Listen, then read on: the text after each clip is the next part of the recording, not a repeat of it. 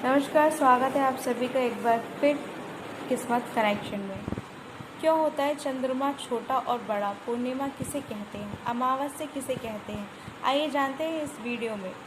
हमें चंद्रमा कभी पूरा तो कभी आधा तो कभी अर्धचंद्राकार आकृति के रूप में नजर आता है। पूरे चांद को हम पूर्णिमा कहते हैं और जब चांद दिखाई नहीं देता तो उसे अमावस्या कहते हैं। क्या आप जानते हैं कि अमावस्या के दिन चांद आसमान में होता है या नहीं? यदि होता है तो कहाँ होता है और क्यों होता है? आप इसके बारे में सोचकर देखिए। अभी हम चांद के छोटे और बड़े दिखाई देने पर बात करते हैं। चांद का खुद का कोई प्रकार नहीं होता, यह सूर्य के प्रकाश से रोशन होता है। सच तो यह है कि चंद्रमा कभी छोटा और बड़ा नहीं होता, बल्कि यह हमें छोटा और बड़ा दिखाई देता है। पृथ्वी सूर्य के चारों ओर चक्कर लगाने में कितना समय लेती होगी? हमारे सौर मंडल में मौजूद ग्रह एवं अन्य पिंड सूर्य के चारों ओर चक्कर लगाते हैं। हमारी पृथ्वी जो एक ग्रह है, सूर्य के चारों ओर चक्कर लगाने में लगभग 365 दिन का समय लेती है।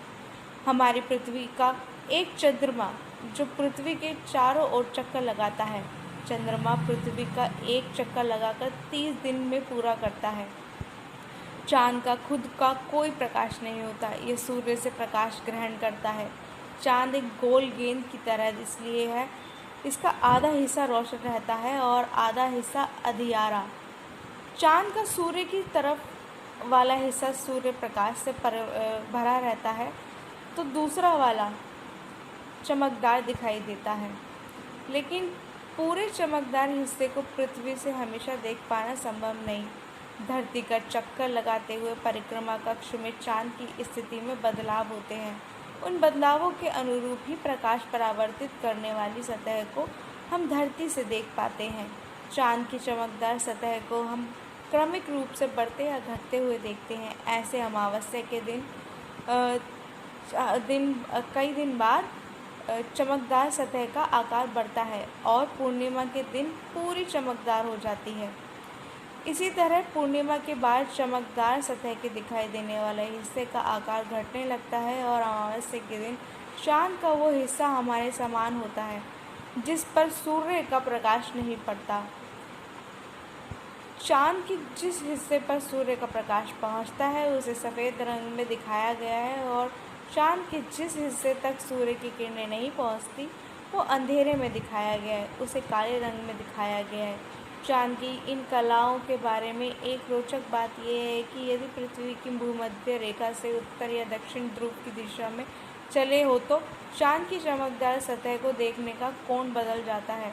फलस्वरूप कई दफ़ा दूज का चांद भूमध्य रेखा के आसपास के इलाकों में लेटी नाव की तरह दिखता है, तो वह दूज का चांद 20 से 60 डिग्री उत्तरी और दक्षिणी अक्षांश कुछ कोण बनाता है। खड़ी नाव या चेहरे की तरह दिखाई देगा। आप इंटरनेट का उपयोग करते हुए इसे देख सकते हैं। ऐसा क्यों होता है, इस बारे में यह माना जाता है कि पृथ्वी का भूमध्य रेखा तल पर पृथ्वी सूर्य की परिक्रमा करती है, अपनी घूर्णन कक्षा के सापेक्ष 23.5 डिग्री झुका हुआ है। चांद की कक्षा भी भूमध्य रेखा तल पर 5 डिग्री का कोण बनाती है। इस सब का मिला जुला प्रभाव यह पड़ता है कि पृथ्वी की अलग अलग जगहों से चांद की चमकदार सतह को देखने का कोण बदलता है। कलाओं की बात करते हुए यह भी बताते चलें कि हम सौरमंडल से सभी ग्रहों से सूर्य से प्रकाशित हिस्सों को देखते हैं, लेकिन शुक्र ग्रह और बुध ग्रह की बात कही जाए तो कुछ निराली है।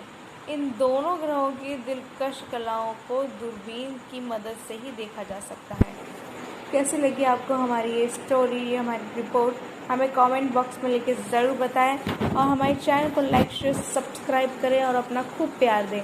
तब तक के लिए हमें दीजिए इजाज़त, ऐसी ही रोचक रोमांचक कहानियाँ आपके लिए लाने के लिए। नमस्कार।